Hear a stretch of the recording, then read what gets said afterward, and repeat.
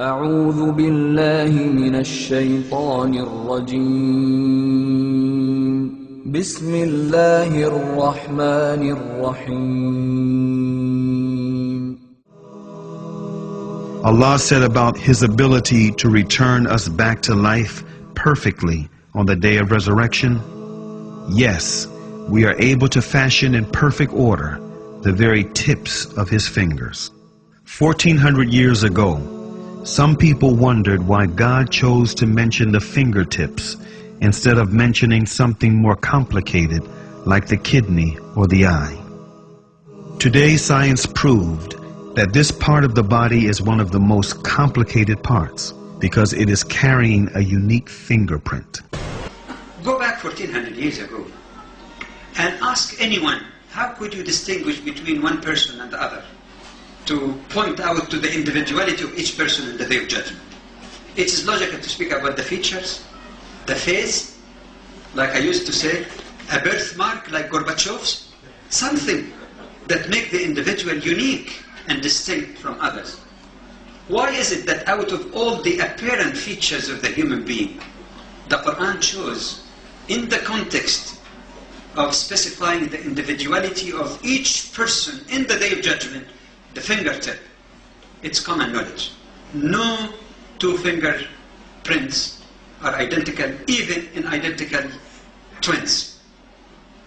And for those who might say, how about DNA? I say, all right, if you have watched OJ trial, you know that sophisticated as it may be, it is not as definitive as still the simple fingerprint. Almighty Allah said 1400 years ago about mountains, "Have we not made the earth as a wide expanse and the mountains as stakes?"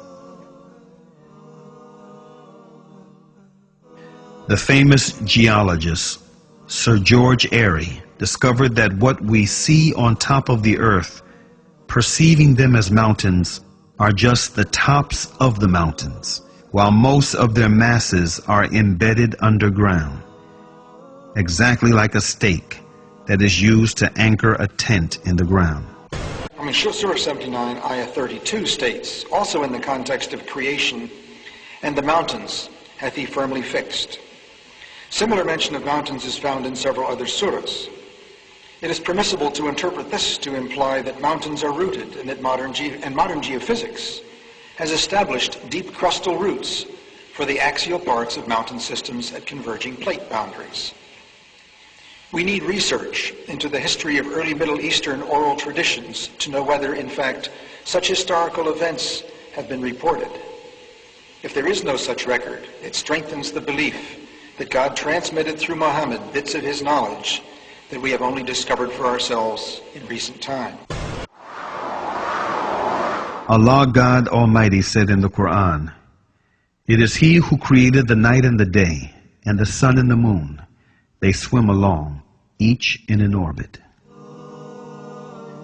The orbital movement of the two celestial bodies is confirmed by the data of modern science, and it is inconceivable that a man living in the 7th century AD, however knowledgeable he might have been in his day, could have imagined them. These facts communicated in the Quran have been discovered by astronomical observations in our age. According to the calculations of experts on astronomy, the Sun is travelling at the enormous speed of 720,000 kilometers an hour in the direction of the star Vega, in a particular orbit called the solar apex. This means that the Sun travels roughly 17,280,000 kilometers a day.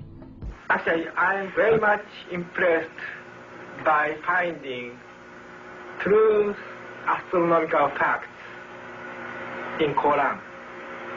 Allah said in the Quran, "Whoever Allah guides, He opens his heart for Islam, and whoever He lets go astray, He makes his chest constrain as if he is ascending gradually in the sky."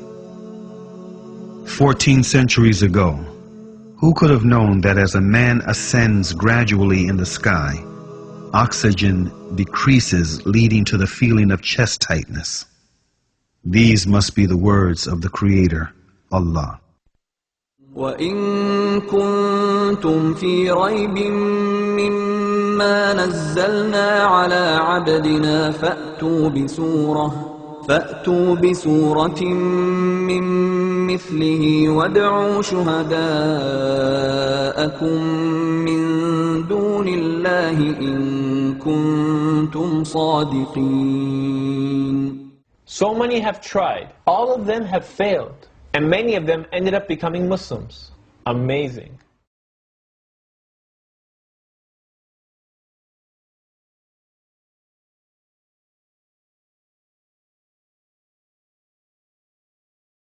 After examining the Holy Scriptures in the light of modern science, Dr. Maurice Bucaille, a famous French scientist, mentioned the following statement in his book, The Bible, the Quran, and Science.